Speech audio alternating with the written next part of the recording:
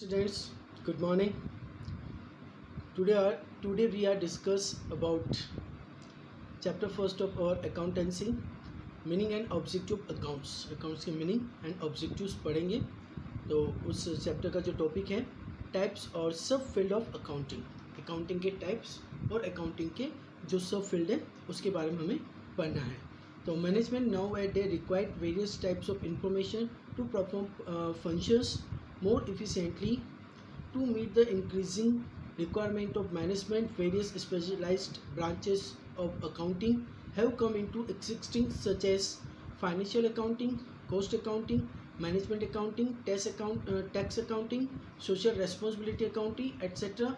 This branch are explained as under. तो इसके मतलब आज के ज़माने में देखा जाए तो हमारी जो अकाउंटिंग है, अकाउंटिंग का यूज़ बिजनेस से कई प्रकार की या बिजनेस की जो एक्टिविटीज़ होती है उनसे कई प्रकार की इंफॉर्मेशंस रिसीव करने के लिए की जाती है, के लिए उसका यूज़ किया जाता है. और इसी प्रकार इनको अलग अलग टाइप में डिवाइड किया हुआ है. जैसे अपना फाइनेंशियल अकाउंटिंग हो गया, कॉस्ट अकाउंटिंग हो गया, मैनेजमेंट अकाउंटिंग हो गया, tax accounting and social responsibility accounting. तो उनकी डिटेल्स हम आज इसमें पढ़ते हैं. जो फर्स्ट अपना financial accounting, the main purpose of this branch of accounting is to record the business transaction in a systematic manner.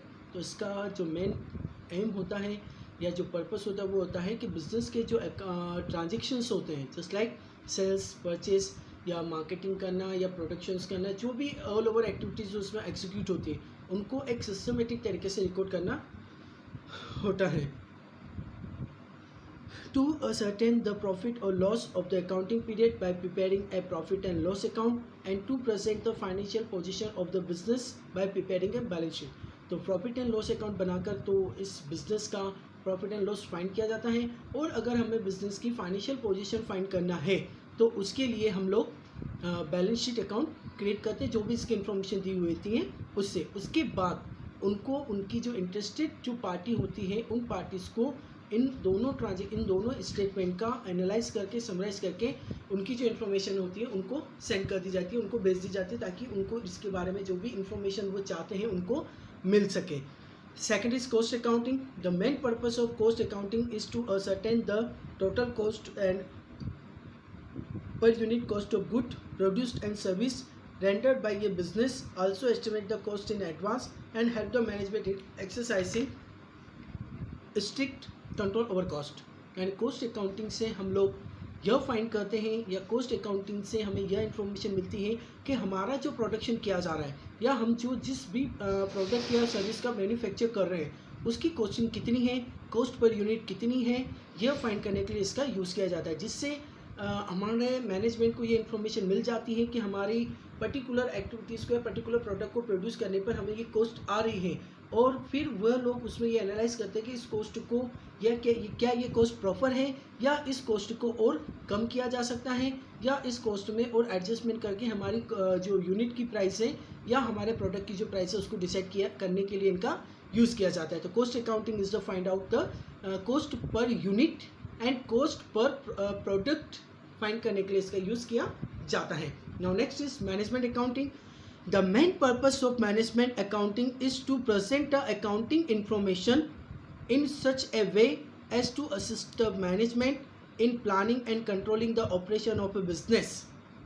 तो इस मैनेजमेंट अकाउंटिंग का जो पर्पस होता है वो पर्पस ये रहता है कि यह हमारे मैनेजर्स को हमारी मैनेजमेंट की जो भी यानी हमारे ऑर्गेनाइजेशन की जो प्लानिंग होती है या उनको जो एक्टिविटीज़ को जो कंट्रोल करना होता है, उनकी जो कंट्रोलिंग करनी होती है उसके लिए इसका यूज़ किया जाता है. कंट्रोलिंग इन द सेंस उसमें हमें ये देखना होता है कि इससे हमने इसको क्या ये प्लान के अकॉर्डिंग एग्जीक्यूट हो रहा है या नहीं, और नहीं हो रही है तो उसकी क्या रीजंस है, उनको फाइंड किया जाता है, उनको सही किया जाता है और देन उसको प्रॉपर वे में हमारे जो एक्सपेक्टेड जो एम होता है या हमारा जो प्लान होता है उसके अकॉर्डिंग उसको लाने का उसका ट्राई किया जाता है, उसका लाने की कोशिश की जाती है. The management according to use various technique and concept to make the accounting data more useful for managerial decision making. इनका यूज़ मैनेजमेंट की जो कई तरह की जो टेक्निक्स होती हैं उन टेक्निक्स के बेस पे इनसे यह कई प्रकार की इंफॉर्मेशन फाइंड की जाती है जो कि हमारे मैनेजमेंट को कई प्रकार के decision just like cost per unit का क्या रहेगा, उसकी कॉस्टिंग को कम किया जा सकता है, मार्केट में कैसे सेल किया जाएगा, हमारा मार्जिन क्या रहेगा, मार्केटिंग के हमारे क्या फंडे रहेंगे, उसकी क्वालिटी को कैसे क्या मेंटेन करना है। इस प्रकार के जो डिसीजन है वो डिसीजन लेने में काफ़ी हमारा हेल्पफुल रहता है मैनेजमेंट अकाउंटिंग के बेस पर। Now fourth is tax accounting. The branch of accounting which is used for tax purpose is called tax accounting. Income tax and GST are computed on the basis of this accounting.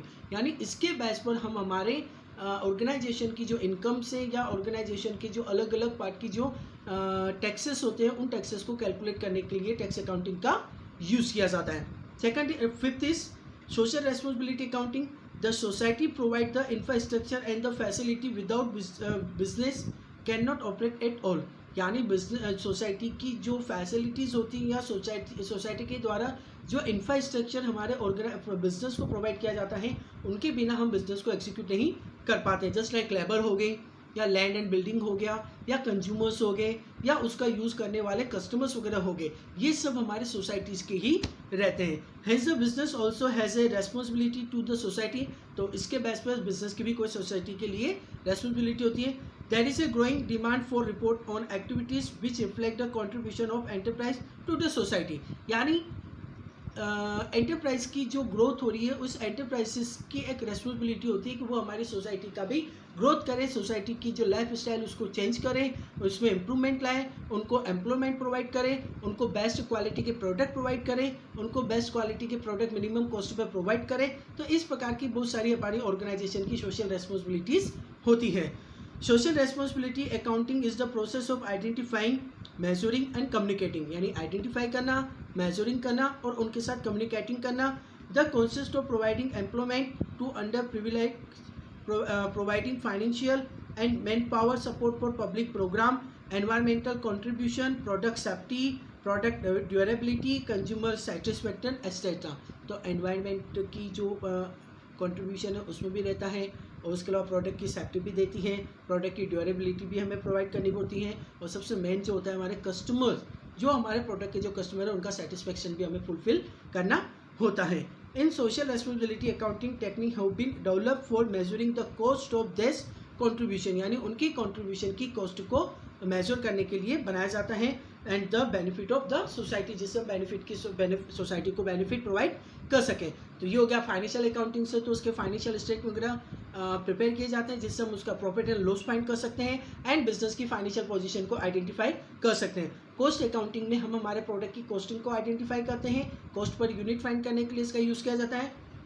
Management accounting यानी management के decision, यानी इस activity से हमें profit हो रहा है, loss हो रहा है या इसमें हमें और क्या सुधार कर सकते हैं या हमने जो प्लानिंग किया है या प्लानिंग आगे हमें क्या करना है उसके बारे में सारी इन्फॉर्मेशन फाइंड करने के लिए हम मैनेजमेंट अकाउंटिंग का यूज़ करते हैं. टैक्स अकाउंटिंग, जो गवर्नमेंट को जो भी टैक्स वगैरह पेड करना है, जीएसटी वगैरह, इनकम टैक्स, उसके लिए टैक्स अकाउंटिंग का यूज़ किया जाता है. और सोशल रेस्पॉन्सिबिलिटी का यूज़ किया जाता है सोसाइटी की जो कॉन्ट्रीब्यूशंस होता है हमारे बिजनेस में उसके अगेंस्ट सोसाइटी को कुछ हमारी लाइबिलिटीज़ होती है उसको फुलफिल करने के लिए हम इस अकाउंटिंग का यूज़ करते हैं. जस्ट लाइक कस्टमर सेटिस्फेक्शंस, सोसाइटी को एम्प्लॉयमेंट देना है, एनवायरनमेंट का कंट्रीब्यूशन देना है और उनकी जो लाइफ स्टाइल है उनको डेवलप करना है, उनको बेस्ट देना रहना है. तो ये सब कुछ हमारा टाइप्स ऑफ सब अकाउंटिंग या सब फील्ड ऑफ अकाउंटिंग के थे.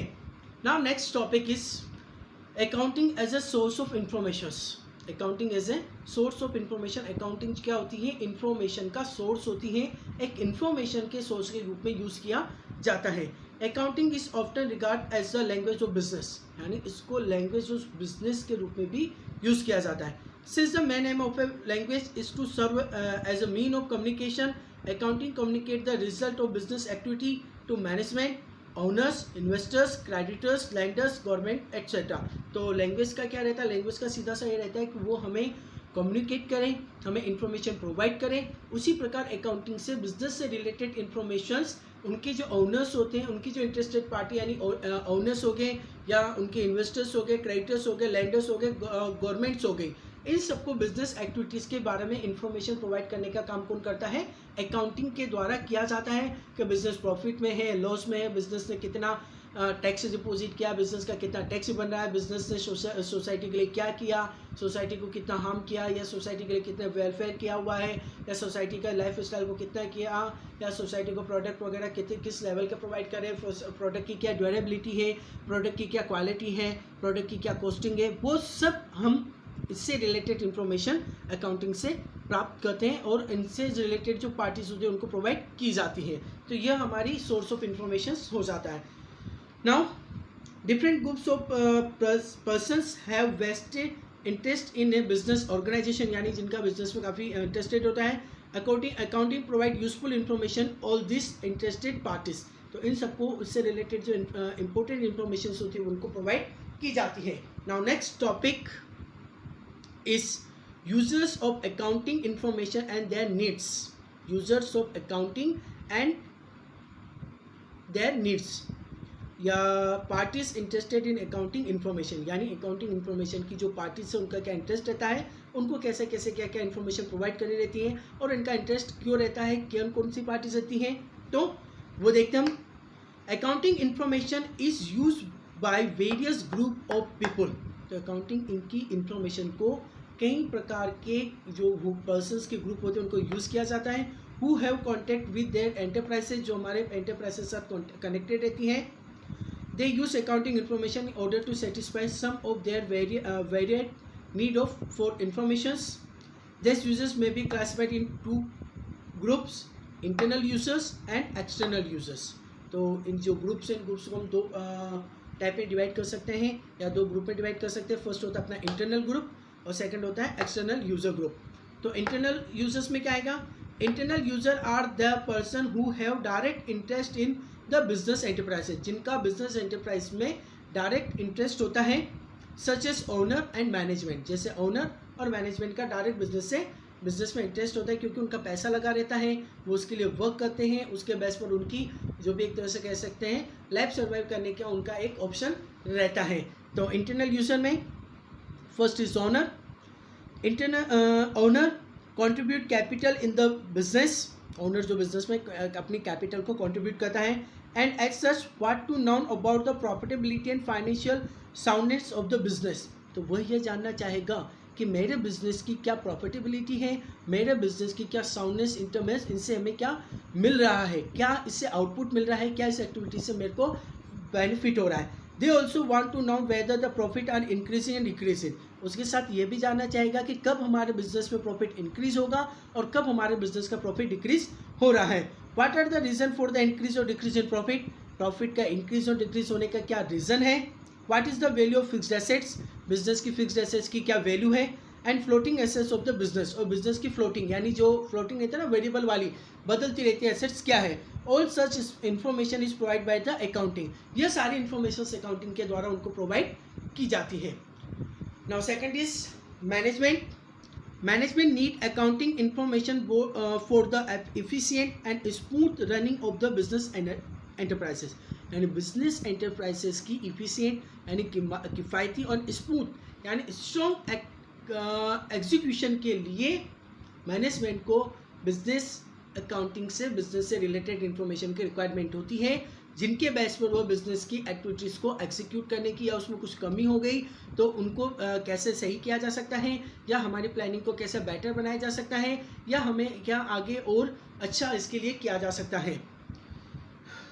Their need are made by the accounting information provided by published reports for the business enterprises such as profit and loss account, balance sheet and cash flow statement. However, most of the need of management are made by the unpublished internal reports which are prepared most frequently to meet the specific requirement of management. तो कुछ जो हमारी report जो हमारी publicly हमें जो provide की जाती हैं, just like profit and loss account हो गया, बैलेंस शीट हो गया एंड कैश फ्लो स्टेटमेंट हो गया। प्रॉफिट एंड लॉस अकाउंट से तो मिलेगा कितना प्रॉफिट है, क्या लॉस है, प्रॉफिट बढ़ रहा है या कम हो रहा है या स्टेबल है। बिजनेस की बैलेंस शीट से फाइनेंशियल पोजीशन का पता चलता है।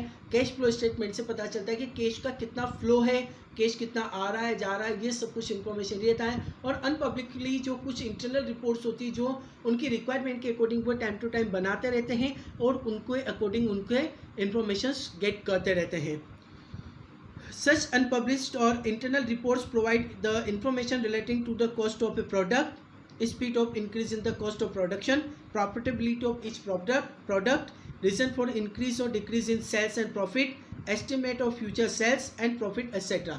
तो इंटरनल या अनपब्लिश्ड जो रहती है उससे पता चलता है कॉस्ट ऑफ यूनिट कितनी है, कॉस्ट प्रॉफिट पर यूनिट कितना है, प्रॉफिट हमारा इंक्रीज होगा या डिक्रीज होगा, या जो इंक्रीज और डिक्रीज हो रहा है उसका रीज़न क्या है, मार्केट में हमारी सेल क्यों इंक्रीज हो रही है क्यों डिक्रीज हो रही है, ये सब एस्टिमेट वगैरह लगाना, ये सब इन्फॉर्मेशन प्रोवाइड करने के लिए हम उनकी इंटरनल रिपोर्ट्स प्रिपेयर करते हैं.